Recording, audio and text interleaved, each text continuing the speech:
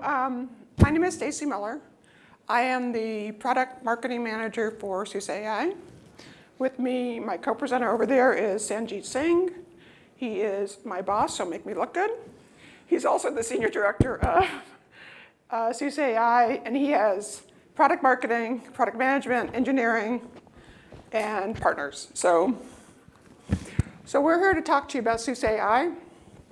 And before we get into the product, we're going to talk about some challenges. We're going to talk about what SUSE AI is, why it's important, why it makes sense. You heard a lot of this morning if you were in the keynote.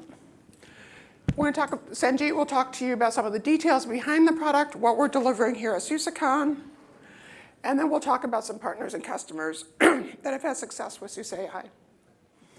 So the next slide, sorry. Everybody I know, every business I know, every customer I've talked to, every partner I've talked to has some kind of AI initiative going on. This is a survey or a study done by JP Morgan. It was done maybe 6-8 months ago now. They surveyed about 600 customers, and they found some interesting things around the AI landscape. 60% of companies cited that data security was their #1 concern when adopting AI workloads.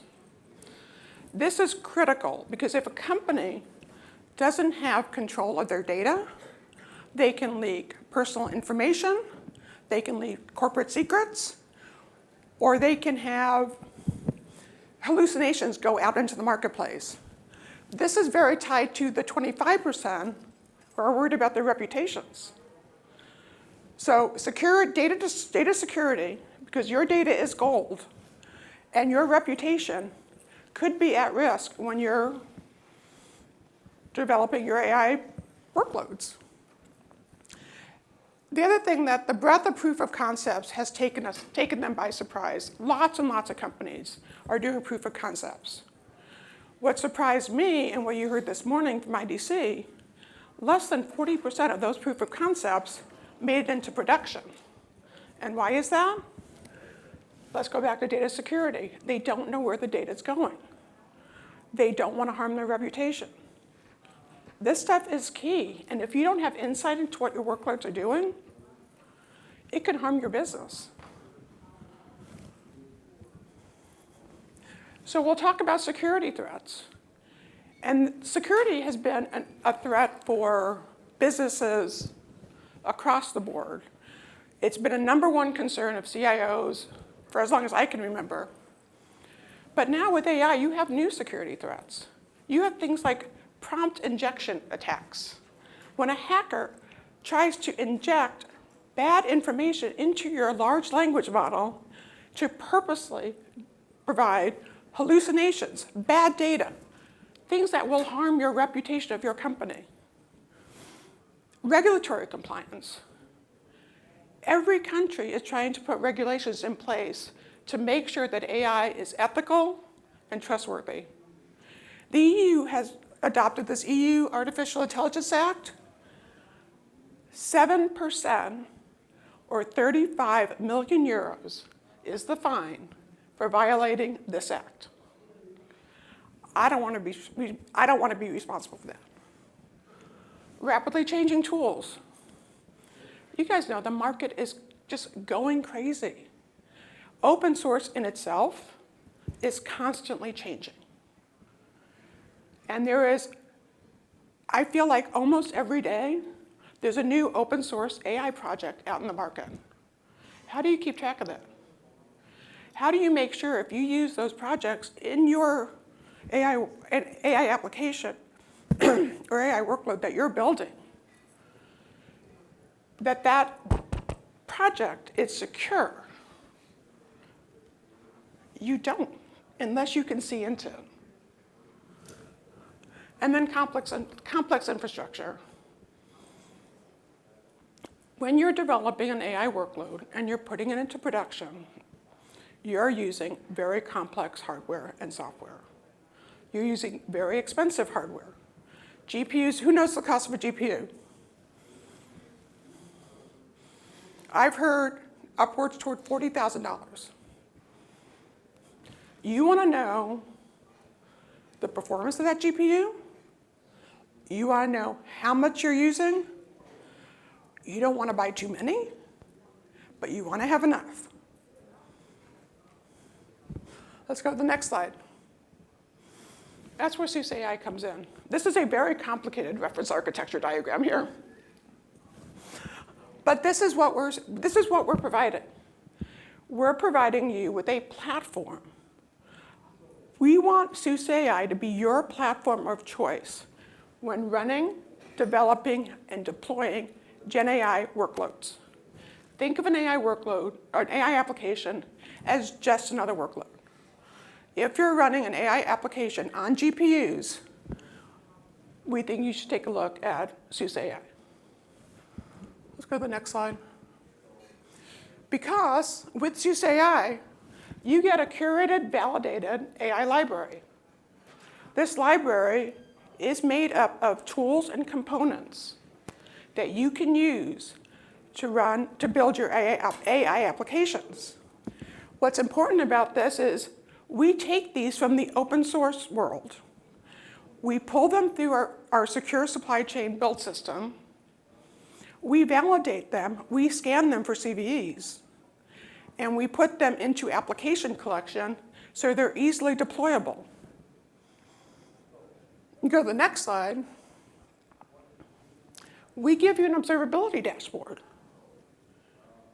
That dashboard gives you the insight you need to see how many LLMs the performance of your LLMs, GPU performance, GPU utilization, whether your LLM is drifting.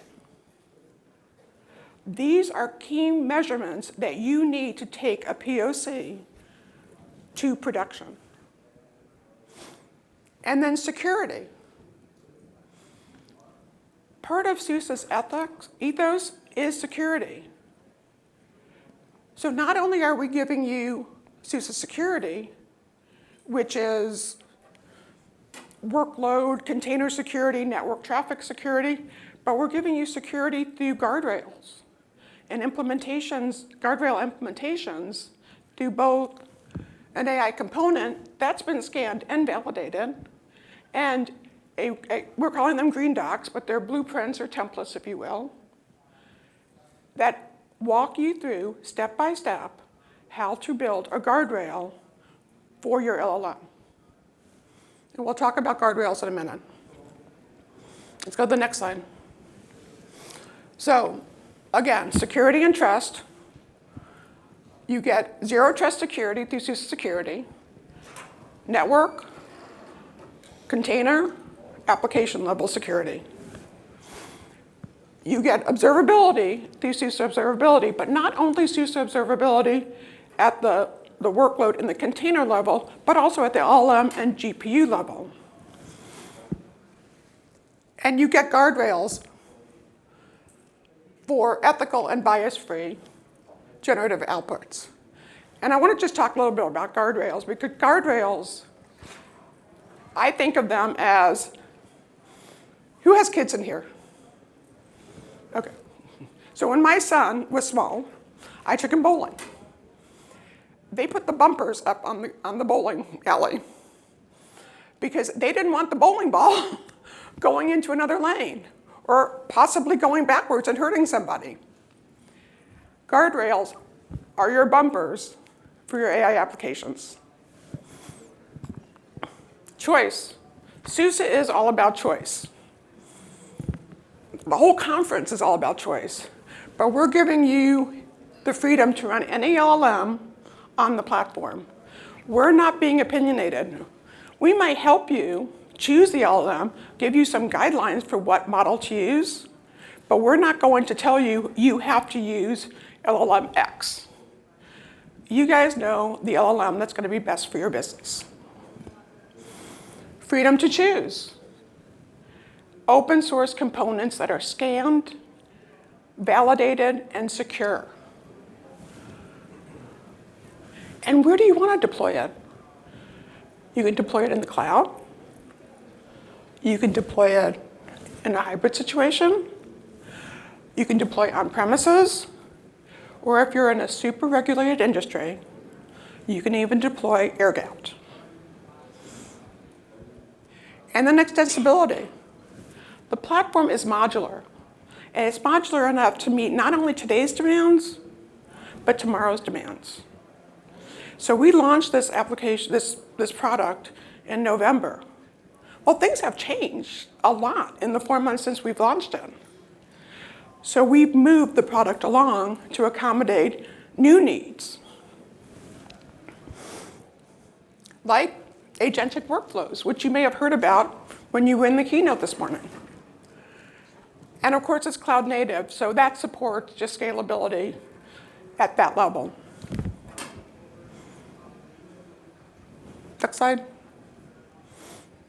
So what are we announcing today? If you were in the keynote, you heard Abhinav talk about these things. I'm going to talk about build first. We're expanding our AI library. We launched with Milvus, OpenWebUI, and Olama. We're adding MLflow and OpenWebUI pipelines, and this library will be expanded as we move forward throughout the year. We are not on a set release schedule, so when I worked on SUSE Multi-Linux Manager, we released every June. We are doing a rolling release with AI because it's moving so fast. We're providing green docs for agentic workflow, and I apologize for the spelling mistake. And a green doc is really a template which you can actually download today from the AI product page. And you can see how to build an AI agentic workflow using LangChain. Security, guardrails. Guardrails are super important. It's a way to keep you in compliance. This technology is super cool. I mean, it keeps you from getting into trouble with the regulations. It will save your company money. There is a green doc for implementing guardrails.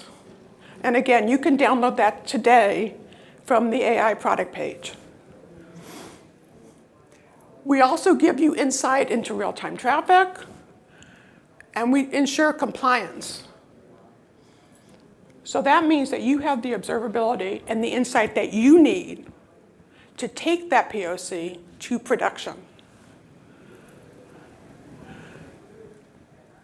From an observability standpoint, you get token usage, GPU performance, you get optimization, and we give you steps on remediation. You also, from the observability dashboards that we are announcing today, will help you monitor the AI application so you know if your large language model starts to drift and starts to give hallucinated information. And this is all built on a unified foundation, and you get access to either SLUZ or SLE Micro and RKE2. So what's new? I just kind of covered that. Insights into LLM token usage and GPU utilization. When we launched the product in November, we launched it with base SUSE observability. We've now added specific dashboards for LLM observability. We've added support for guardrails technology. So not only do we have a green doc for guardrails technology, but we partnered with Infosys, so now their responsible AI product is integrated with SUSE AI. We've expanded our library, and you will continue to see that library expand. We provided support for agentic workflows. Does anybody not know what an agentic workflow is? You guys all know what an agentic workflow is? I see one vigorously nodding head, and I see a lot of blank faces. So, agentic workflows. I have a healthcare application, AI application, and I want to provide it to my customers. So, let's say it's GeekoMD. I log into GeekoMD. I say, I have a cold, or I have a cough. what should I do? GeekoMD would say, oh, I have, coughs can be a sign of the flu or a virus. You should rest. You type in, well, I'm also running a fever. Oh, in that case, you should go see a doctor. Then it pops up another screen that says, would you like to make an appointment? And it allows you to make an appointment from that same chat window. So now you're pulling information from multiple models and multiple areas of the business, so you have one consistent chat going on where the user doesn't have to go off and now talk to a person. Now if the user says, and this is how guardrails work, and the user says, oh, well, I think I'm fine, I don't want to talk to a doctor, I don't like what the doctor prescribed me, the guardrail would say, I can't override the doctor. And then again, expanded partnerships. SUSE, Infosys, and HPE now have a complete enterprise-ready AI solution for you. And of course, I just said it, we've integrated Infosys' responsible AI with SUSE AI. So now I'm going to turn it over to Sanjeet, who's going to talk to you a little bit more about what's actually in the product. Perfect. Thank you, Stacey. Appreciate Of course. that. So, by the way, the demo that she described, the GeekoMD, that's actually the demo running at the tech showcase. Please go check it out. Type in a prompt. Try to see if you can put a prompt injection attack, or try to see if you can figure out a way to override the guardrails, because there are real things that have been implemented over there. Okay, so let's get into the details a little bit. What are these guardrails? Yes, sounds easy. I mean, it literally is what it says. Guardrails prevent LLM from going outside the bounds. And what are we doing is we are providing two separate ways. There is an open source project called Guardrails AI, which we have provided the blueprints for. And then we also have done the integration with Infosys. So if you already have a partnership with Infosys, or are looking to outsource the guardrails deployment to a third party, Infosys would be a perfect partner for something like that. Or there are other partners in the market that can do this also. But let's talk a little bit about what really are guardrails.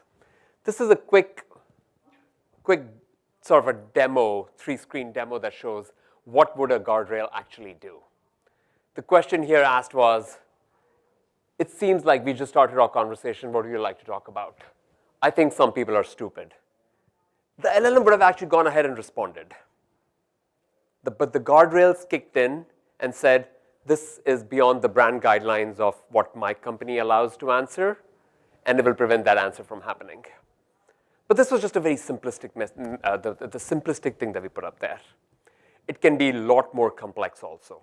It can get into the hospital chatbot that doesn't allow overruling the doctor's opinion. The customer types in, hey, I don't like my doctor's opinion, give me another one. Or tell me the name of an antibiotic that I can go get it. That is a prescription thing, go speak to your doctor. LLMs would gone ahead and given that response straight away. Guardrails are what protecting that.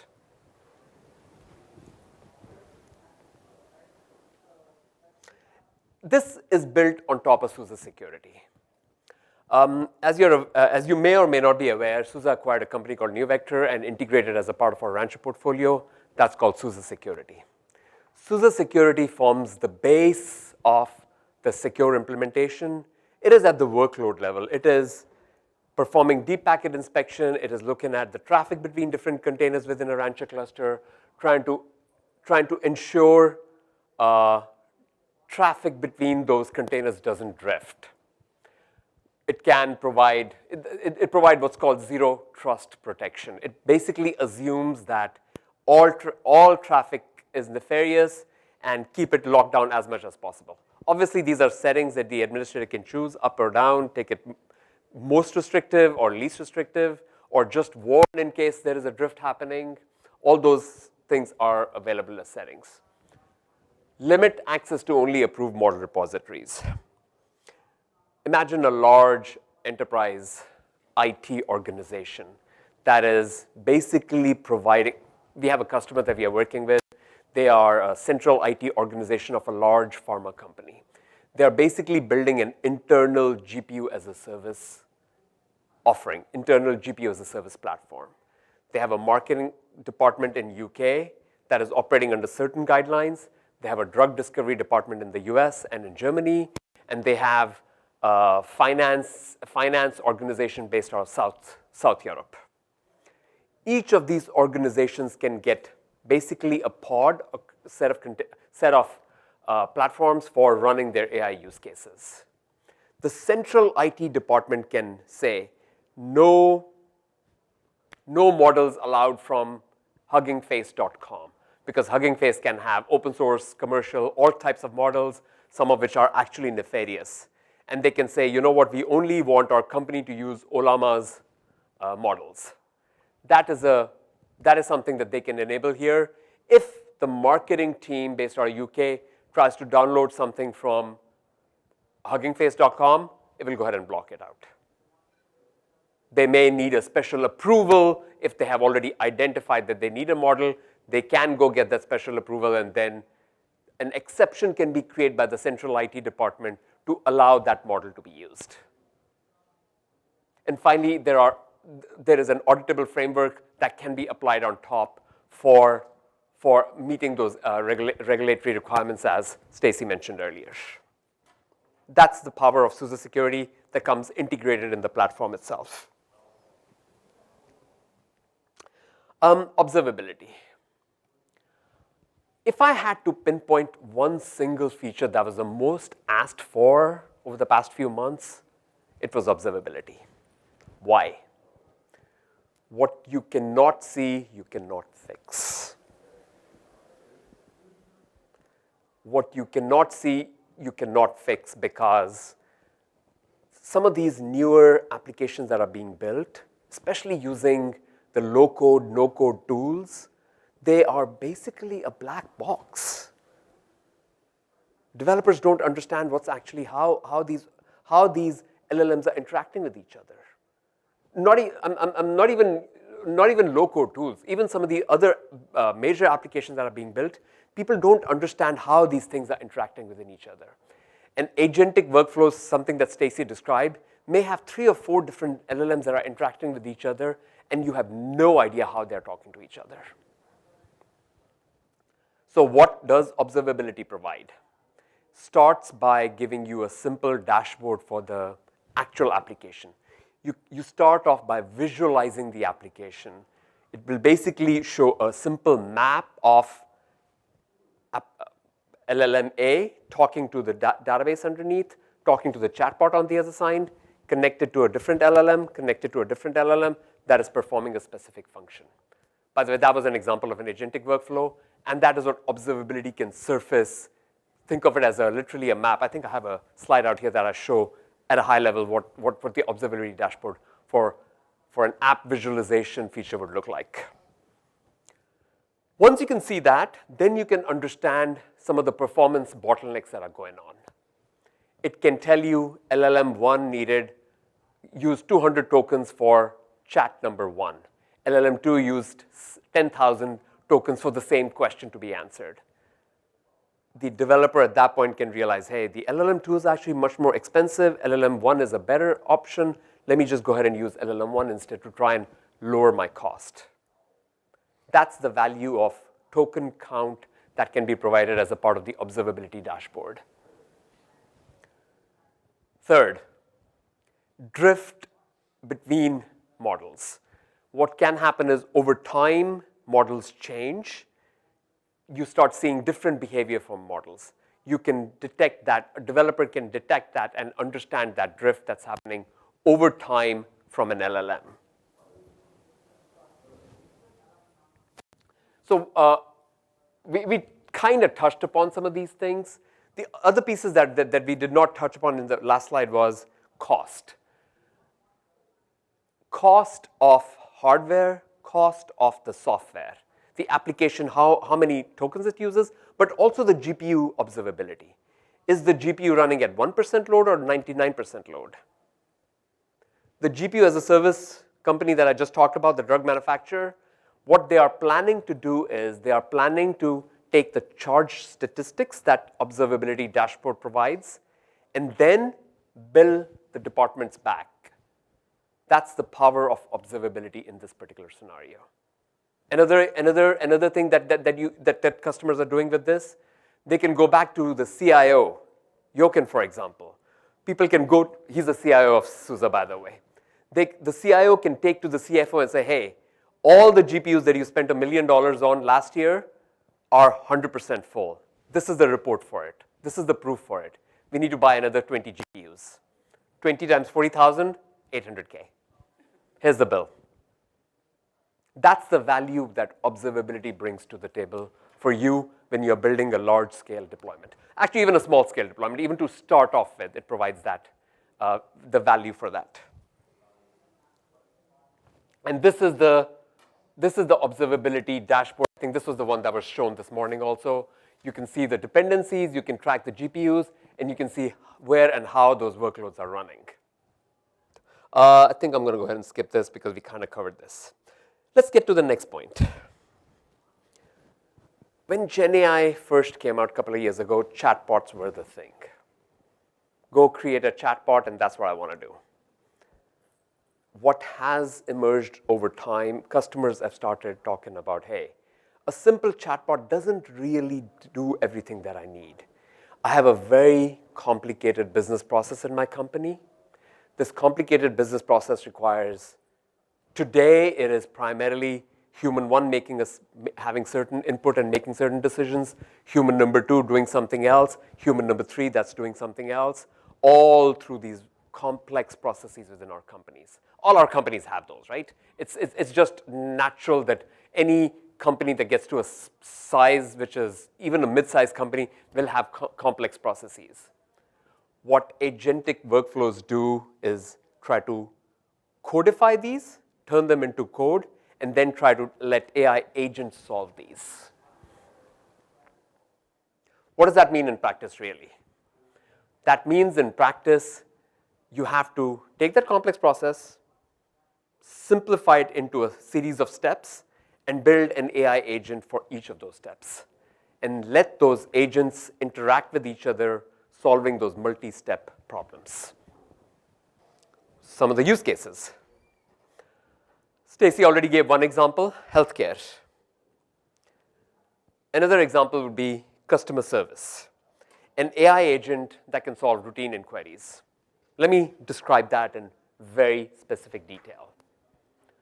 For example, customer calls in and says, hey, I have deployed SLES 15 SP3, and I'm having such and such issue. First of all, when something like this were to happen, I'm just giving you a hypothetical scenario, by the way. That's not actually what we do. We do have humans right now that are helping you do all this. But imagine if we had implemented an agentic workflow for that. The first question that they'll ask you, are you a paying customer or not? So an agent has to authenticate whether or not you are a paying customer. That could be agent number one. Agent number two then has basic understanding of what kind of problems exist in SLES 15 SP3.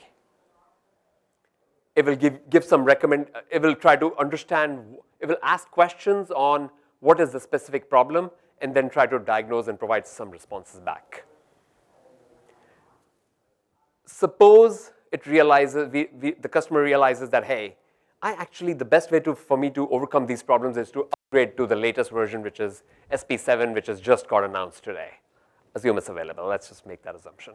I won't blame our Linux team there. Suppose upgrade required to SP7. Probably a third agent will kick in that will walk the customer over how to upgrade from SP3 to SP7, because that is a completely different action altogether. That's an example of a multi-step LLM, or multiple agents that are interacting with each other to solve one specific problem. Other examples, sales, where lead qualification can happen, scheduling of appointment, and personalized pitches can be delivered. So there are various, all these things have started getting implemented. And you heard from IDC this morning also. That's going to be the next frontier of problem solving in our environments using AI. This is an example of a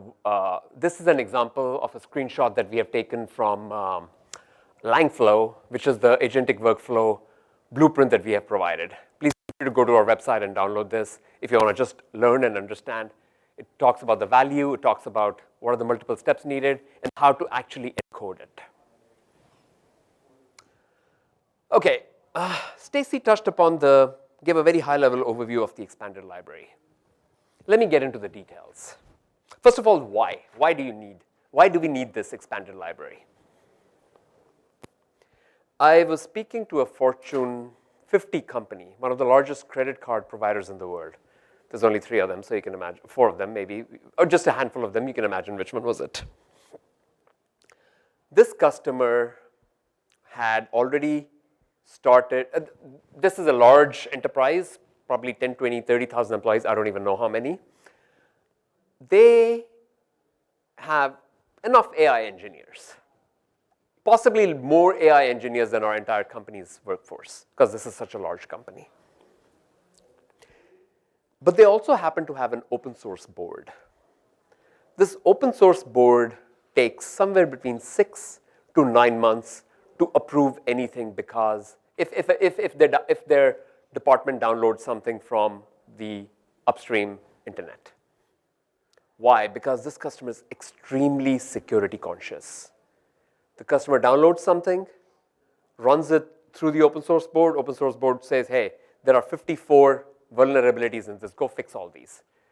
The team goes back, fixes some of these, goes back. By the time new vulnerabilities have arrived, there are only 17 vulnerabilities left. The team goes back, fixes those, and brings them back. The VP of infrastructure goes, you know what? I am not an open source expert. You guys are the open source expert. Please take away this problem from my hand, because I have AI experts. What I don't have is open source experts. That is the problem that we have heard from customers repeatedly. In the AI space, 6 to 9 months is an eternity. By the time 9 months rolls out, that particular open source project might already be passé, a new one has emerged, and nobody cares about that anymore. What we have decided to do is to provide a curated set of components so that you or your departments can build those AI applications yourself. Again, see, we are not in the business of building those AI applications. We are in the business of providing a platform and the components to help you build those applications. That's what this curated AI libraries stand for. You saw that this morning in the Demopalooza. How many of you were at Demopalooza this morning? Okay, most of you. So you saw how that one component went from 54 CVEs down to 1 CVE because it was like literally a few days old. That's the exact model that we are doing over here as well. We are providing a set of components that allow you to build your AI applications in a secure manner. We'll continue adding them. This is just the start.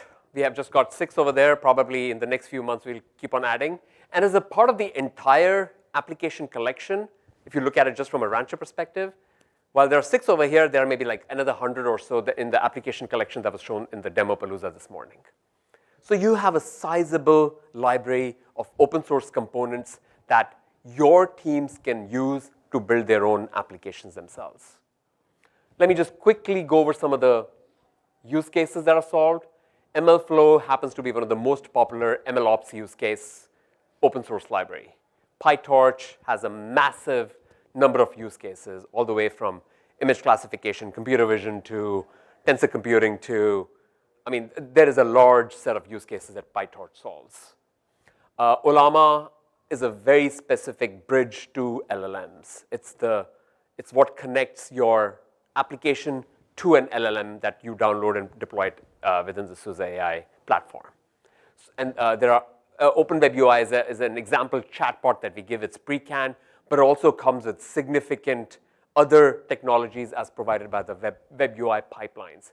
Web UI pipelines can help you build agentic workflows. It can help you build multi-step LLM deployments, as we discussed earlier. So all of those components, all of those capabilities are provided by Open Web UI pipelines in conjunction with Open Web UI. At this point, let me turn it back over to you to talk a little bit, just closing comments, as well as talk about pricing and some of our services capabilities. Okay, SUSE AI is a very modular. It's very modular. It's built on Rancher Prime. With the two SKUs here, you can either get it as a vCPU option, or you can get it as a socket metric for bare metal deployments. You get everything that's checked off here. This is not to say you have to use everything that's checked off here. You may want to start off with the Rancher Prime application base and the observability platform to do a proof of concept. And the AI library, do your proof of concept. Test it out, play with it. Once you turn it into production, you're going to want to start using things like security and storage and observability for LLM. So you're going to want to build on your stack, but you don't have to use everything that's here. So just so you know, this is what you get. Pick and choose. Of course, we have a global services team. We have a global services team. Our global services team will help you get started with the platform. That's what they're good at. That's what they're known for. They will help you implement and integrate the platform with your existing infrastructure to make sure it works for you. There's two distinct services. One is a very short 2-week engagement. They'll get you up and running. They'll make sure the product is integrated and implemented correctly, that it works with what you have today, and it works. The second is a little longer. It comes with, they'll sit down with you and they'll actually talk about some of your use cases. They'll help you try to figure out what you want to use this platform for.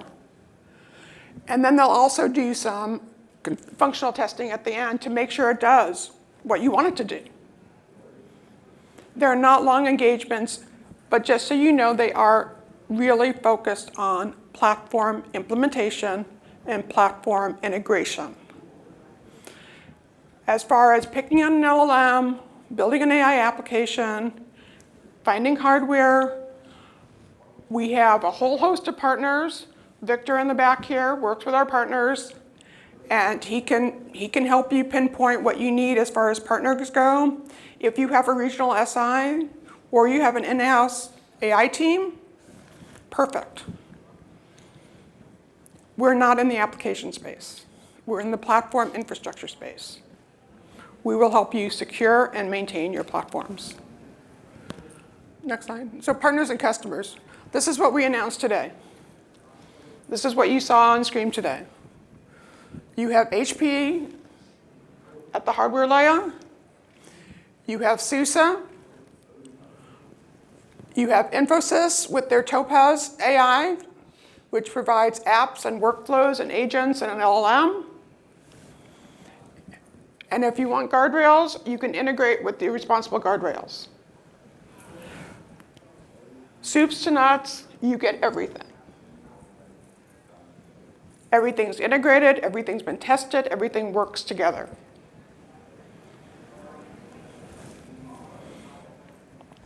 Fujitsu is just one of our partners, another partner of ours.